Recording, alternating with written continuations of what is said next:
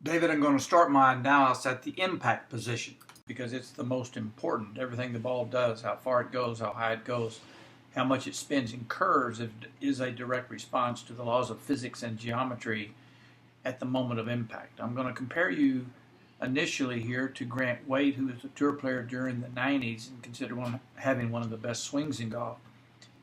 And he's now a top instructor of tour players. I've drawn a red box from the inside of the ankles to the top of the head. And the biggest difference between your impact position and Grant's is how much weight he has on his left side at impact. The average pro will have 85 to 90% of their weight on their left side at the moment of impact. Grant has more than half of his body left of the box, and you're basically centered in the box. When you look at Grant's lower body, you can see how the angle in his legs is really driving towards the target. Because of Grant's body and shaft position, he will have a steeper attack angle. Because of your body and shaft position, you're going to be coming in more shallow, and there's going to be a higher requirement for you to be precise. You have very little room for error. If you're slightly off, you're going to hit it fat or thin. Grant has a little bit more tolerance for being just a little bit late or early and still hit it solid. Also, this position provides some clues that you have possibly an over-the-top move, which would cause your swing path to go more left. And you had mentioned that you have some issues sometimes with a fade that may become a weak slice. And when your path is moving left, that can cause a rightward curve. One of the things that I'm going to be looking for are what are you doing prior to impact that's making it difficult for you to arrive at a fundamentally sound impact position. All right, here we are in the one position. I like a lot of these positions here.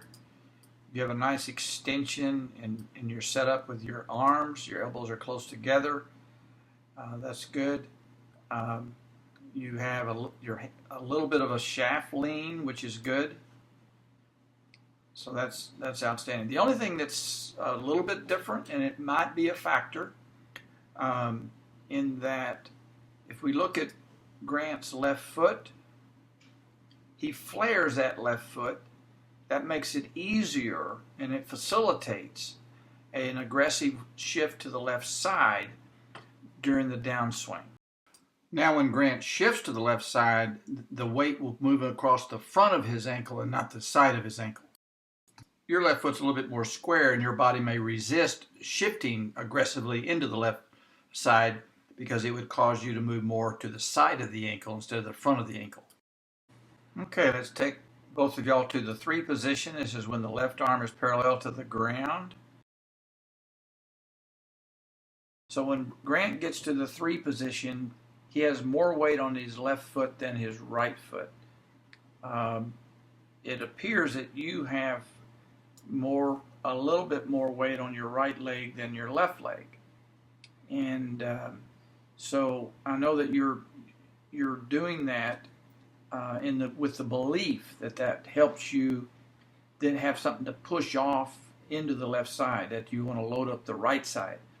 In reality, when we think about loading up the right side, we actually get that right leg too vertical, and you're really not in a position to push. When you load up the left side like a field goal kicker, planting that left leg and flexing it and loading it up, see, Grant has an angle there. He's bracing into the right leg, but he's not getting that hip on top of his foot. And so he's actually in a better position by thinking about loading up the left leg, because it allows him to create an angle with the right leg into the foot, so he now can push off the ground with his right foot, just like a track star with his feet in a block. If you have to have 85 or 90% of your weight on the left foot at impact, there's no value in putting more to increase the weight to your right side in your backswing. That just makes it harder to get back to your left side. Now we're going to take both of you up to the top and then back down to the 6th position. The sixth position is when the shaft is parallel to the ground on the downswing. And I've drawn a red arrow from the center of the ankle to straight up, and you can see how Grant, before he even hits the ball, already has the center of his body right on top of his left foot, and you're kind of hanging back a little bit. You had moved so far to the right, and it doesn't take much, that it's too difficult to get far enough to the left that you can get that low point in front of the ball where it needs to be. So the best way to improve your impact position is to work on the backswing, not the downswing. If you have a better backswing, you will not have to try to do anything new with your downswing. We're now going to do a down the line view with Grant and you. So first I've drawn a red arrow up the shaft. That'll give us some reference to the other planes that the shaft will fall into at different positions of the golf swing.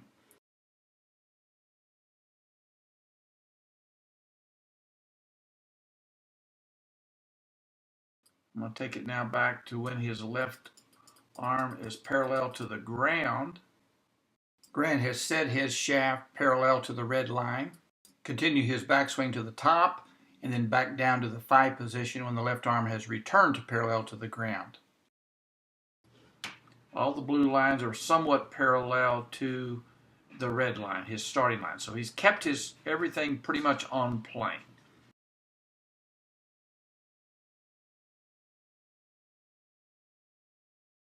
Your shaft is a little bit laid off, and that can cause some problems, but it's not too bad. I'll continue it up now and then back down to the 5 position. So you do have a little bit of an over-the-top move where you come back laid off and flat. You then go up and lift it up, and then you come down very steep. Could be problematic. It's certainly going to be hard to be consistent with that. You can kind of get away. I think you were hitting a 9-iron, and you can kind of get away with that move with the shorter clubs. That can get you in trouble with your middle and long irons. What's causing the over the top is in your backswing, you get your elbow and your hands too deep, too far behind you, and not staying in front of you. When Grant has his left arm parallel to the ground, his hands are more in front of his body, out in front of him more.